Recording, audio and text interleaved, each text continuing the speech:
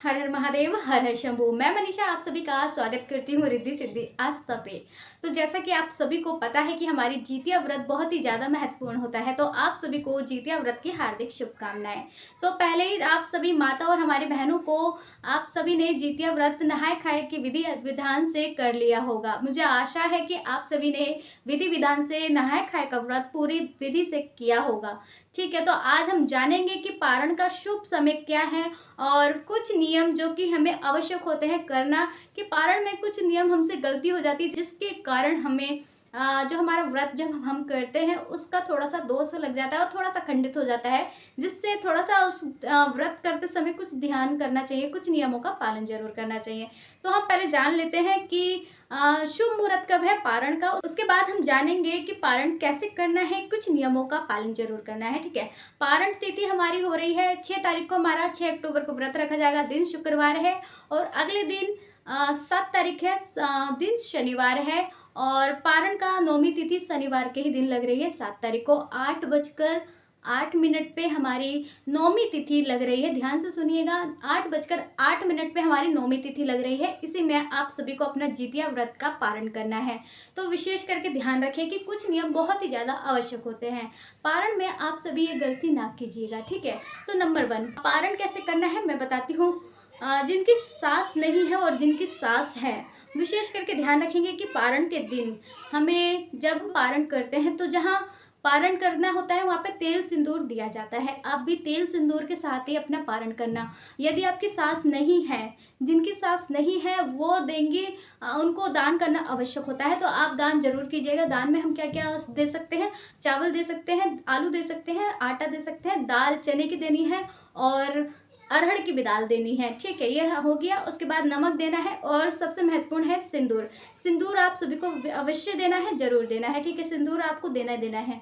उसके बाद आता है हमारा सब्जी में तोरई जिसको कहते हैं, वो भी देनी है। उसके बाद आलू हो गया और मिर्च हो गया, या फिर आप एक जने का अचार भी दे सकती हैं, ठीक है। ये नियम होते हैं, आप जितनी आपकी श्रद्धा है आप उतना करना, ठीक है। ये हो गया क्लियर। उसके बाद यदि आपको अनाज नहीं देना है, अनाज नहीं देना चाहती हैं, तो आप उस अनाज का जो मूल्य है, आप जो अनाज देंगी उसका मूल्य आप निकाल करके एक आदमी का दे सकती हैं। जितनी आपकी श्रद्धा है उतने आप उनको पैसे दान कर सकते हैं। सिंपल तरीका है, इतना परेशान होने की इसमें ज़रूरत नहीं है, ठीक है। और जिनकी सास है, ठीक है, उनको दान देने की ज़रूरत नहीं होती है। वैसे यदि आप गाय को भी रोटी उस वक्त खिला देंगे ना तो भी उतना ही महत्वपूर्ण माना जाता है। तो आप देख लेना, यदि आप में दान दिया जाता है तो आप अवश्य दें, ठीक है। ये क्लियर है। अब आता है हमारा सेकंड नंबर।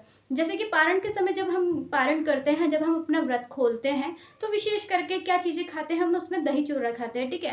कोई कोई होता है दाल बाटी से करता है, कोई मालपुए खाता है, कोई पूड़ी बनाते हैं, कोई पूड़ी खीर बनाते हैं, किसी के घर में दाल वाली पूड़ी बनती है, किसी के घर में बहुत सी चीज़ें बनती है, ठीक है। लेकिन विशेष करके ध्यान रखिए कि ठंडी चीज़, ठीक है, यदि हम रात में सुबह बना के रख देते हैं रात के समय, तो वो उसको गर्म करके खाएंगे। विशेष करके ध्यान रखिए कि आपको गर्म करके खाना है, ठीक है। ठंडा ना खाए, आप गर्म करके खाना है। गर्म चीज़ें ही पारण में खाई जाती है, ये हो गया। और आता है हमारा थर्ड, पारण जब करते हैं तो हमें खट्टी चीज़ से अपना व्रत नहीं खोलना चाहिए, ठीक है।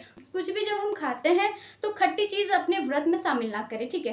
व्रत करने से पहले या व्रत खोलने से पहले हमें खट्टी चीज़ बिल्कुल नहीं खानी चाहिए। जैसे कि नींबू, नींबू खाते हुए मतलब खा रहे हैं और व्रत उस वक्त ना तोड़े, ठीक है, बहुत ही ज़्यादा अशुभ होता है।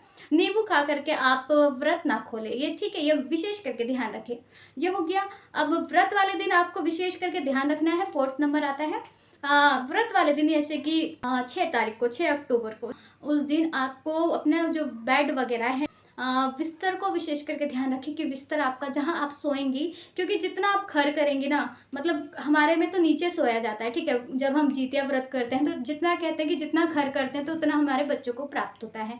तो आप विशेष करके ध्यान रखिएगा कि जितना आप खर करेंगे या फिर नीचे सो सकती हैं तो बहुत ही देख लीजिएगा आप अपने अनुसार, ठीक है। लेकिन आप बेड पे सोएंगी जैसे, तो बेड की जो बेड शीट है, चादर होती है ना, वो साफ करके सोइएगा, क्योंकि बच्चे होते हैं वो गंदा कर देते हैं।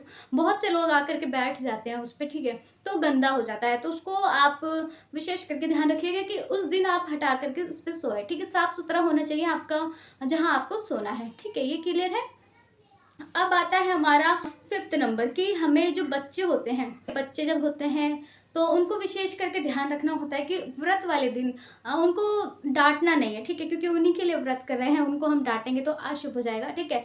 अपने बच्चों को बोलना जब आप व्रत कर रहे हैं तो पैर ज़रूर छुए, बड़े के, आपके, ठीक है? जो भी आपके हैं, छोटा बच्चा है तो छोटे बच्चों के लिए तो नहीं होता है, लेकिन हाँ, जब उनको बालक बड़े हैं तो उनको बोलिएगा कि पैर-वैर छू ले, इससे आशीर्वाद आप उनको दें और जो हम व्रत कर रहे हैं उनको लगे, ठीक है? ये करना है। अब आता है हमारा 6 नंबर, व्रत कर रही है तो पूरे दिन आपको ना सब्ज़ी बनानी है, सब्ज़ी बना सकती हैं, मतलब खाना बनाना है, लेकिन सब्ज़ी नहीं काटनी है, ठीक है? कैंची नहीं चलानी है, आपको सुई धागा नहीं काट चलाना है, मतलब सिलाई नहीं करनी है व्रत में, ध्यान रखिएगा। ये सब चीज़ें जो होती हैं ये सब नहीं की जाती है, ठीक है? व्रत में तो बिल्कुल नहीं की जाती है, तो आप भी व्रत में ना करना, ठीक है? ये बहुत ही छोटी-छोटी नियम हैं, लेकिन आवश्यक होता है करना, व्रत में कर रहे हैं। पारण से लेकर के जितनी भी दिन भर तक की जानकारी जो होती है, उसमें जैसे कि नहाए-खाए से शुरू होता है हमारा व्रत, तो 3 दिन तक चलता है, तो उसमें बहुत ही विधि-विधान से हमें करना होता है। तो छोटी-छोटी चीज़ों का विशेष ध्यान हमें रखना होता है, ठीक है? ये क्लियर है। पारण का मैंने बता दिया है टाइम आप सभी को कि 8:08 से होगा। आप जितना लेट करेंगे आपको उतना ही जितना आपकी श्रद्धा हो, आप लेट करना चाहती हैं तो लेट कर लेना, 8:30 खोलना चाहते हैं तो 8:30 बजे खोल सकती हैं सुबह के। यदि वीडियो अच्छी लग रही है तो आप सभी को तो लाइक ज़रूर कीजिएगा। यदि आप चैनल पे नए हैं तो सब्सक्राइब ज़रूर कीजिएगा और एक लाइक ज़रूर करना, क्योंकि आपके लाइक से मुझे बड़ी हिम्मत मिलती है और आपके एक ही लाइक से ही जो है, जो मुझे हिम्मत मिलती है ताकि मैं और ऐसी वीडियो बनाऊँ, ताकि तो जानकारी किसी व्रत को करने के लिए सबसे महत्वपूर्ण होता है जानकारी होना। जानकारी यदि हमें चीज़ की रहती है तो हम कुछ भी कर लेते हैं, ठीक है? तो मैं आशा करती हूँ कि आपको ये वीडियो अच्छी लगी होगी, तो कमेंट में जय माता दी ज़रूर लिखना, और यदि आपकी कोई जानकारी होगी तो मेरे इंस्टाग्राम का जो मैंने लिंक दे दिया है, मैंने बता दिया है, तो वहाँ पे आप मेरे को मैसेज कर सकते हैं। हर एक जवाब का मैं आंसर दूँगी, ठीक है? तो मैं चलती हूँ। हर हर महादेव।